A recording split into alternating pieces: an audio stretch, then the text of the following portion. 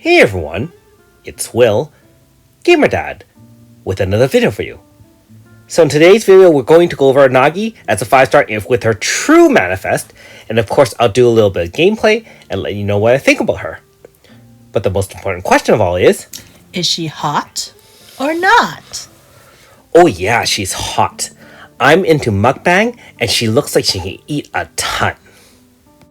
Anyways, Nagi with her true manifest is really enhanced. However, her VC is the same, of course. Power of all party members 30% and slash resistance of all enemies minus 25% for 1 turn.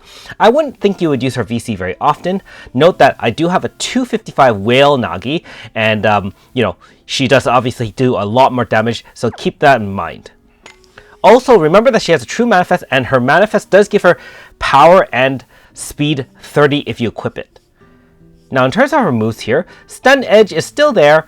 You can use it to inflict stun. You also have Depletion Edge, which actually can come into handy depending on how you use her kit. Slash single enemy, medium, and restores HP and inflict pain. Note that her 2 5-star moves have been enhanced. Slash AoE XL, non-elemental mind you. Physical resistance down 50 and earth type of all party members 50. So this is very powerful offensive support now. Physical resistance down is harder to come by than type resistance down, so it's a welcome addition to Nagi. And finally, Calamity acts as her main DPS move.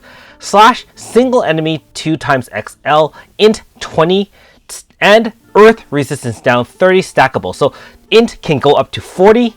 And earth resistance down can go up to 60. Note that if you do have max HP is where you really get maximum damage. That's why Depletion Edge can be very, very useful if you are taking hits either before the AF or after the AF. Mind you, you can also use another healer to heal her before she lands her move. She is a little bit slower than most units, especially if you don't have a 255. Note that her personality is also Royalty and Glutton if you want to use Grasta holders for that.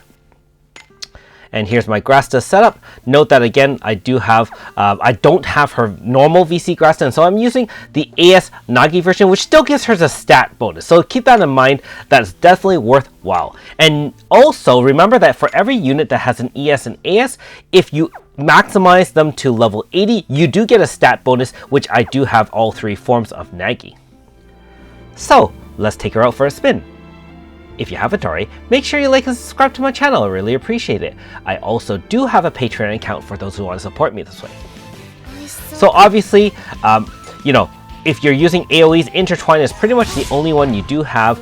It is non-elemental, and so it is useful in slash zones. However, it doesn't power the AF for Earth zone where she really, really shines. That being said, it's only 1 move setup, and so you can just cast Intertwine, and then you smack them down with Calamity Axe. Unfortunately, if you are using her as a solo, she can't heal herself on the same way, and so she really does depend on someone to heal her or keep herself at full HP in order to get maximum damage. Now against mobs, you really don't have to worry about it anyways, but keep that in mind that she can definitely suck up some life with her Depletion Edge, which I will show you here as well.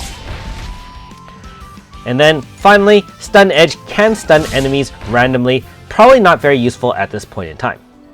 Now what you really want to see is how she shows up in action versus super bosses, of course. And if you want to compare her DPS to AS Nagi's manifest, I will put a link to that video below. Now this is the newest super boss in the game. This is the Shadow of the Divine Tree, and one really difficult thing about it is that she has a really high innate type resistance. So she also has an HP stopper. So part of the problem is that how do you land enough DPS in order to bring her to the HP stopper? I think she has close to 1 billion HP, and with the resistance, if you don't have hard hitting units, you really aren't going to get very far along your time. So that being said, we do have a Melissa powered flash strike stance, and we also have lots of combo rate increasers such as AS Kikyo as well as Nekoko. Now the whole problem here is that one of her limitations is that unlike AS Nagi, she only has a 2-hit not a one hit. And so when you do apply break with Ruin Genocide, only the first hit gets the benefit of the double damage.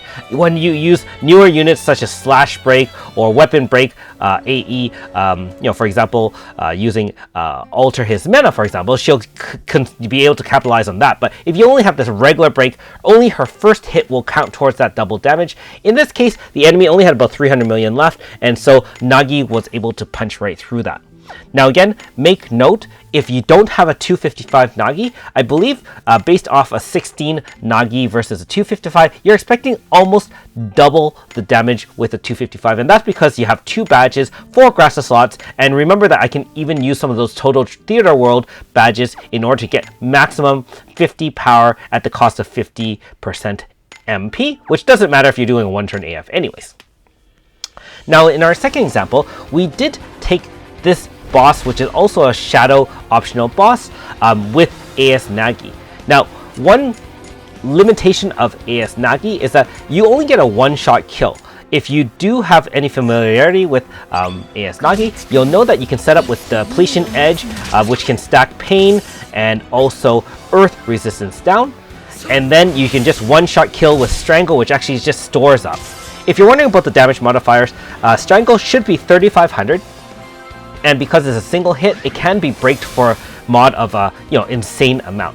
Now, in terms of the normal hits from Nagi for her Calamity Axe, it is only a 2,000 mod each hit, doing 1,000, of course. And so you can say, whoa, Will, she does less damage overall.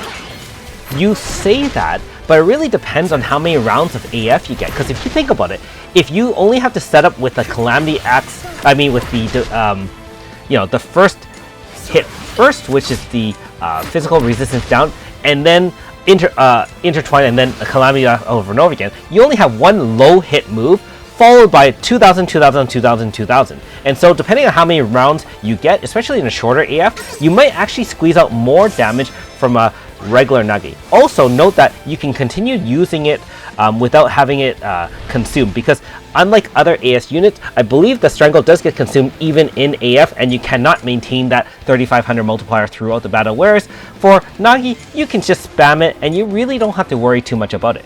I really like the fact that she setups very easily. All you have to do is press Intertwine and then Calamity Axe. In the AF, if you think about it, you just have to press one move and then spam the other move, which is very, very, very convenient, especially for people who aren't able to do large AF pianos. It's much easier to do it that way and just spam, spam, spam, spam on the far right or the far left, depending on how you set up your AF. If you're wondering why the damage is low, this enemy has guard against all elements unless you use scam units such as Alter Xion and things like that to Paper Tiger and Uno reverse that. In this case, hey, no problem.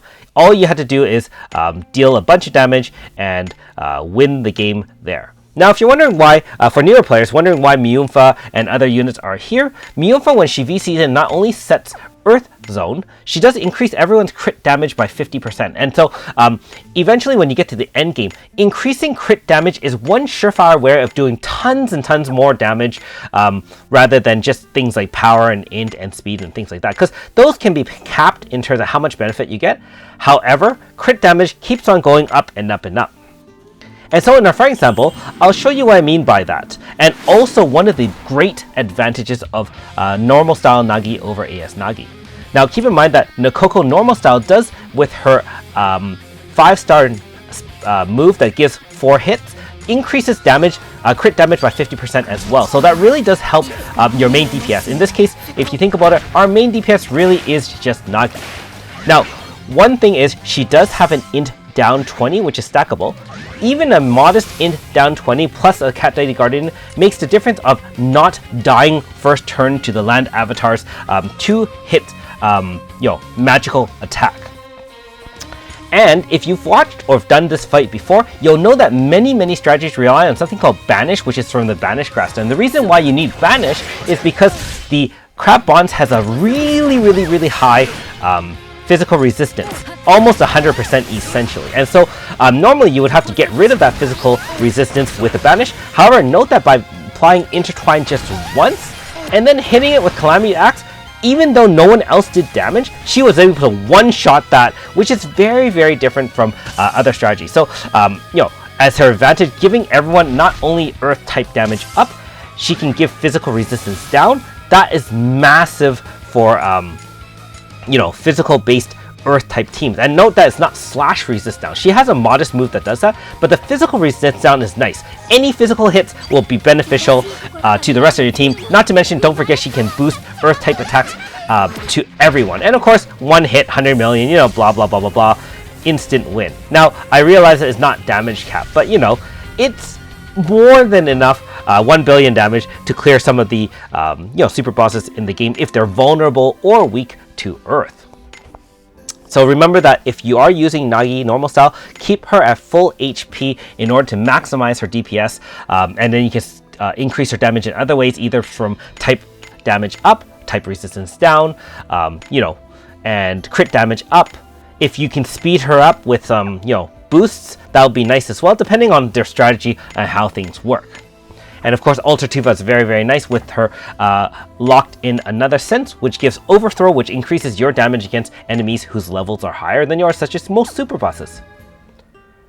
Anyways, in conclusion, Nagi normal style really does have a use different from AS Nagi. I wouldn't say one is necessarily better than the other, but I will say that Nagi normal style does give a lot more support. AS Nagi is definitely more selfish when it comes to DPS, and the fact that she can do a debuff either through int, physical down, type down, very, very useful indeed. Thanks for watching. We'll see you next time.